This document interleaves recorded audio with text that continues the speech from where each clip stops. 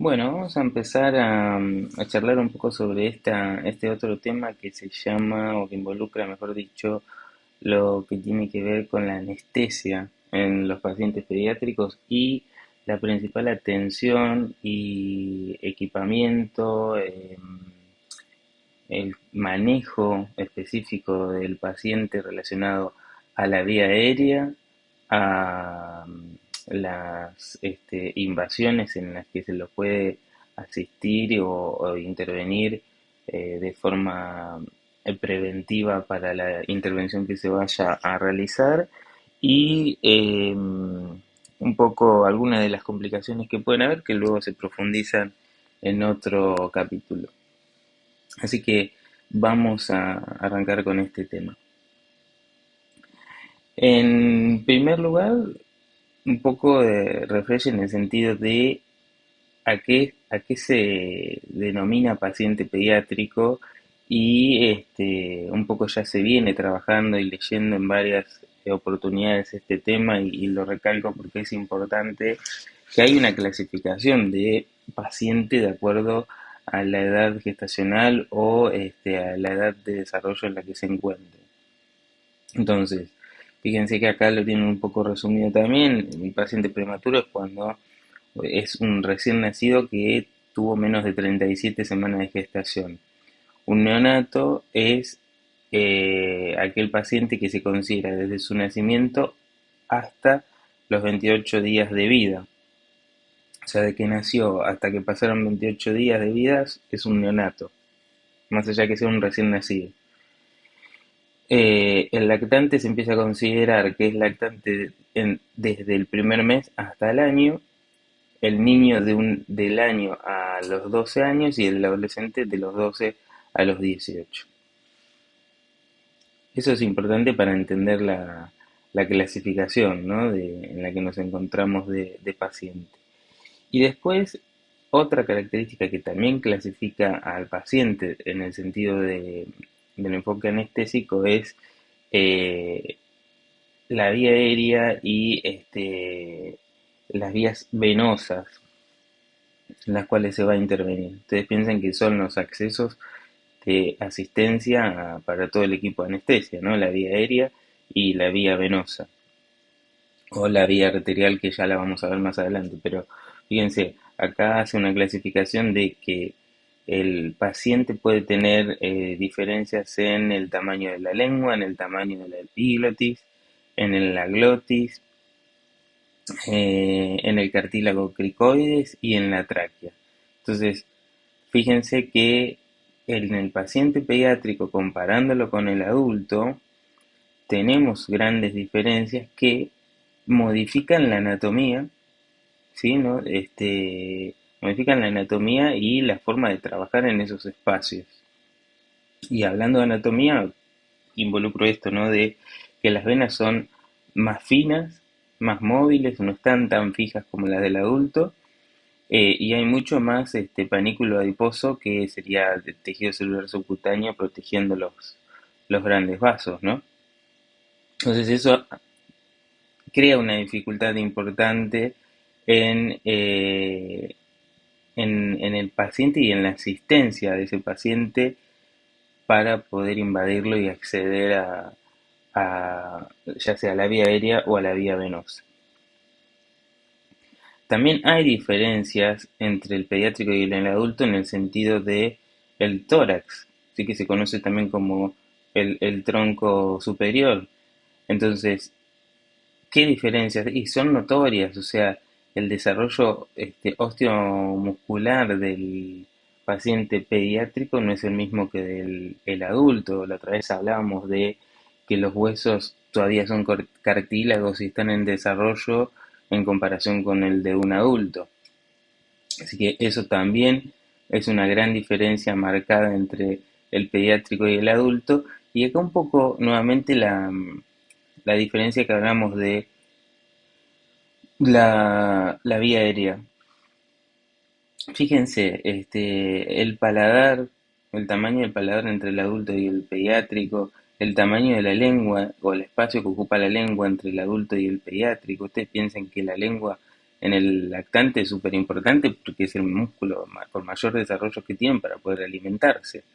La epiglotis, las cuerdas vocales, y en esta imagen que la vemos acá con esta forma, ¿la ven?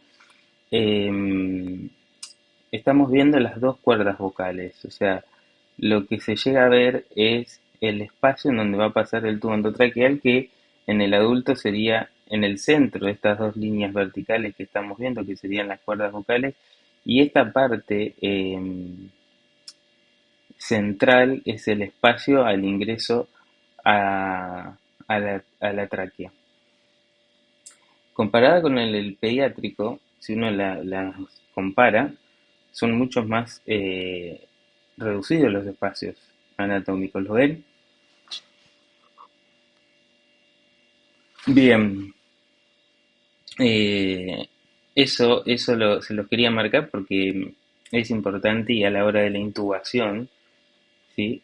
Define la complejidad del paciente. También hay diferencias en el sistema vascular, como hablábamos recién, y esto es del panículo adiposo o el tejido celular subcutáneo que hace que no se vea correctamente eh, los vasos como si se ven en un adulto, ¿no?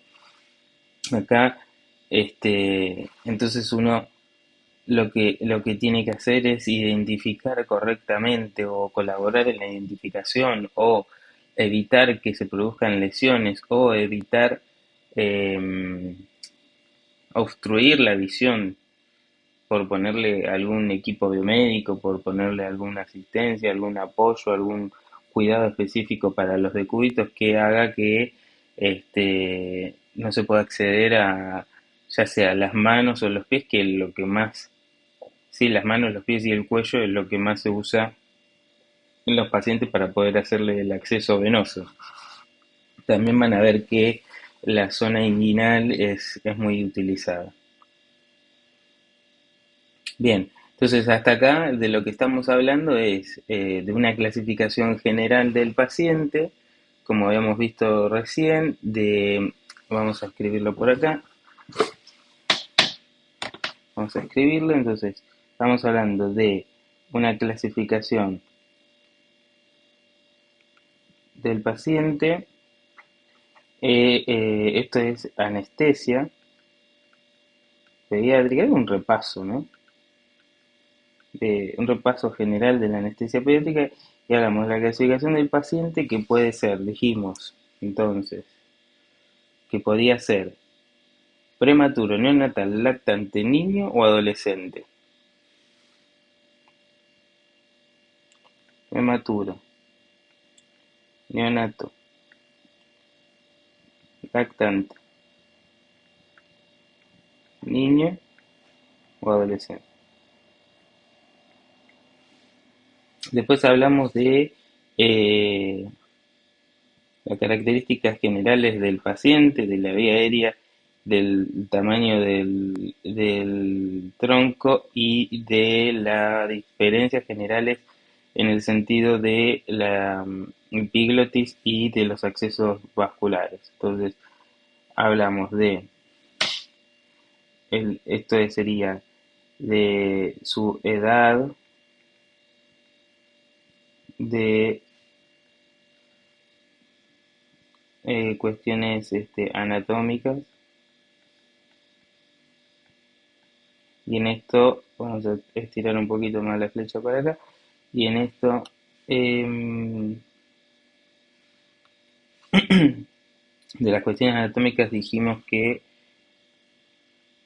vamos a poner así, ahí está. De las cuestiones anatómicas dijimos lo que tenía que ver con, eh, volvamos, a ver, tengo memoria de corto plazo. Ah, de las características de la vía aérea comparada entre el adulto, y acá comparamos adulto y pediátrico, de la epiglotis y el acceso a la tráquea, el tamaño del- y del acceso vascular. Dijimos que tenemos que tener identificado o liberado manos, pies, zona inguinal, eh, y ¿qué más? Cuello, ok, creo que hasta ahí está bien. Bien, así vamos tomando nota y avanzamos.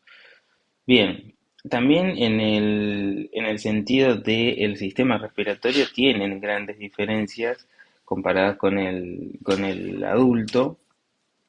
Y fíjense que algunas están acá marcadas y dibujadas, ¿no? O sea, la característica de la vía aérea de un neonato tiene las narinas más estrechas, sí, la lengua más grande, porque habíamos hablado hace un rato, la glotis bien alta, las cuerdas vocales inclinadas, como veíamos recién, las cuerdas vocales estaban inclinadas, el anillo cricoide es un poco más estrecho, ¿sí?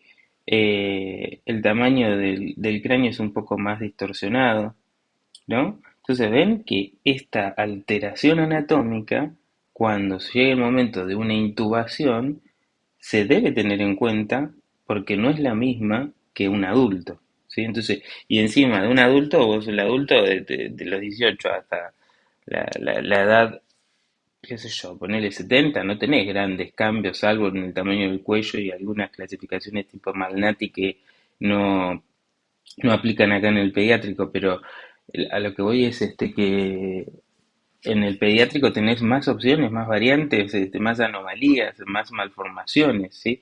Que eso se tiene que tener en cuenta para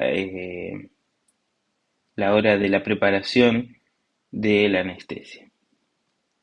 En relación a algunas cuestiones que tienen que ver con lo fisiológico y el funcionamiento fisiológico que se va a controlar en la propia cirugía o en la propia anestesia. Y una de esas cosas es la cantidad de oxígeno que va a consumir ese paciente o que se debe calcular y medir. Entonces, por ejemplo, un recién nacido a término este, debe consumir de 4 a 6 mililitros kilo por minuto de oxígeno y eso representa el doble que un adulto. Fíjense acá la gran diferencia. Los prematuros consumen 3 veces más que el adulto y el lactante consume oxígeno de forma normal, pero compensa el gasto aumentando la frecuencia respiratoria. Entonces, fíjense, solo hablando del oxígeno, las tres variantes que tenemos, ¿sí? Esto sí lo vamos a anotar por acá porque es otra clasificación del paciente o como quieran ponerle, si clasificación o características generales de lo que pusimos acá, ¿no? Clasificación o características generales del paciente, pero las cuestiones fisiológicas también tienen que ver y el consumo de oxígeno es un dato importante a tener en cuenta que cambia en relación al adulto. Y bueno, se debe hacer claramente una evaluación preoperatoria de estos pacientes y hacerse preguntas como ¿qué antecedentes prenatales tiene? O sea, prenatales, antes de haber nacido, ¿pudo haberle pasado algo a ese paciente? ¿Tiene algún estudio que detecte alguna anomalía, como ya saben? ¿Es prematuro? ¿Hubo alguna complicación en el nacimiento? ¿La vía aérea es dificultosa? ¿Tiene alguna malformación? ¿El sistema respiratorio funciona correctamente? ¿Se sospecha de una hiperreactividad? ¿El sistema cardíaco está óptimo? ¿Tiene alguna cardiopatía congénita? ¿El sistema gastrointestinal tiene alguna anomalía? ¿Vieron? ¿A qué está relacionado esto? A lo que habíamos hablado en su momento sobre el desarrollo embriológico, el desarrollo fetal, las patologías que se podían descubrir durante intraútero o las que iban a aparecer posteriormente que hacen a un paciente distinto comparándolo con un adulto, ¿no? el sistema sanguíneo, por ejemplo, tiene alguna coagulopatía, o sea, algún trastorno de coagulación que haga que tenga una hemorragia en la cirugía que lo vayamos a intervenir. Bueno, el sistema neurológico tiene alguna malformación cerebral, alguna malformación neuronal, sí tiene convulsiones, tiene mielomeningocele, digo, o sea, vieron, está relacionado a lo que habíamos hablado anteriormente, pero debe hacerse una evaluación integral, interrogada y por otro lado estudiada con imágenes, laboratorio o resonancias o lo que se necesite, pero ver un estudio de laboratorio, radiografía de tórax para deformidades torácicas, cardiopatía, patología respiratoria crónica que se pueden observar en esa imagen, un electrocardiograma, un hemograma, ¿sí? Sí es fundamental entonces realizar la anamnesis integral preoperatoria y estudios complementarios preoperatorios antes de el ingreso del paciente a la sala de operaciones. Entonces, en este llamado de anestesia pediátrica vamos a aclarar que es importante, ¿sí? Es importante la anamnesis con todo el interrogatorio que vimos recién y los estudios complementarios preoperatorios. Entonces, si yo les preguntara cuáles son los estudios complementarios preoperatorios y las preguntas de anamnesis o el interrogatorio previo este, prequirúrgico, ustedes tendrían que hablarme de todo esto, ¿no? De lo que les comentaba recién y del porqué y de las alteraciones que podrían tener y los estudios que se complementan sumado a lo que ya habíamos visto en la preparación prequirúrgica del paciente pediátrico, ¿no? En relación, fíjense al ayuno, como es, en el adulto a veces el ayuno se habla de 6 u 8 horas y acá estamos hablando de que el ayuno en los pacientes pediátricos debe ser si fueron líquidos claros, como por ejemplo agua, 2 horas antes se tendría que haber interrumpido. Si es leche materna, 4 horas antes se tiene que interrumpir. Si es leche de fórmula o de vaca, 6 horas antes. Y si ya incorpora sólidos y se alimenta con comida convencional, sí aplican las 8 horas de ayuno. Creo que no hace falta profundizar qué significa y qué es el ayuno, pero es ni agua, ni caramelo, ni comida, ni chicle, ni nada. O sea, ayuno es ayuno. Con la diferencia de los adultos que se pueden ingerir líquidos azucarados hasta 2 horas antes de cumplir con este procedimiento.